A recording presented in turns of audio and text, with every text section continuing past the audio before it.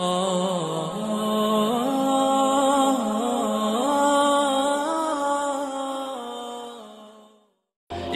ساتئ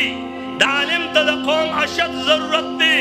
د ټول ضرورت الله د خپل دربار نه پوره کوي قوم ته محتاج نه دی په ما دا احسان مه کوه چې ملا د سیاست په میدان څه کوي دته مو جومات پرېښودی دی که په جومات کې ستا دنیاوي پیدا وه ته دومره مخلص نه چې دا ممبر او محراب ما ته پرېږدې دا ته کولی نه شي دا ستا نه د مجبورۍ نه پاتې دی کله چې ته 15 منټه جمع ته پاتې په ایمان جومات کې 15 منټه تېرولی شي ته کې نه چا درته لاندې نه اور بل کړی دی داسې ده که نه ده 15 منټه جومات کې جمع ته نه شي تېرولی او وروره وي دا ملا ته پرېښی دی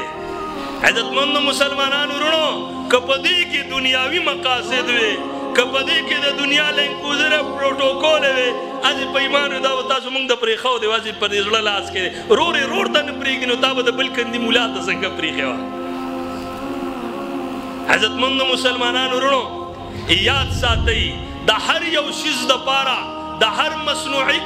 سیزونو دپاره فیکټری دي کارخانې دي د انسانیت کارخانې دا مدارس دي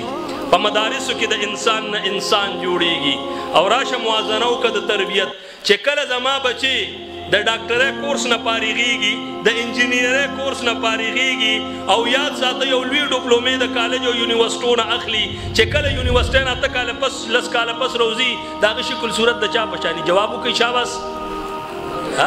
جواب وکړئ که نه او چې کله ما سره 2 کاله تیر کړي بیا شکل صورت د چا په شاني جواب کوئ د جناب رسول الله صلی الله علیه وسلم په طریقه زما ستا تربیت کې د ځمکې اسمان فرق دی چې کله په ټول کال کې استاد یو د مشرط علم سوال یاد نه کړي په 2-3 کاله کې به 13 بارې کلام د رب ذوالجلال مدرسه یادوي انشاءالله دا تربیت دی که نه ټیک ده د سکول استاد پسې به شاګرد لاس پړقوي پروفیسر صاحب به په چاقو باندې وایي استاد به ټیچنګ کوي اوس شاګرد به وروستو بکواسات کوي لیکن زما د مدرسې طالب به د خپل استاد لاس ښکلی زما د مدرسې طالب به په خپل استاد پسې پیزار اوچتوي نه کوي داسې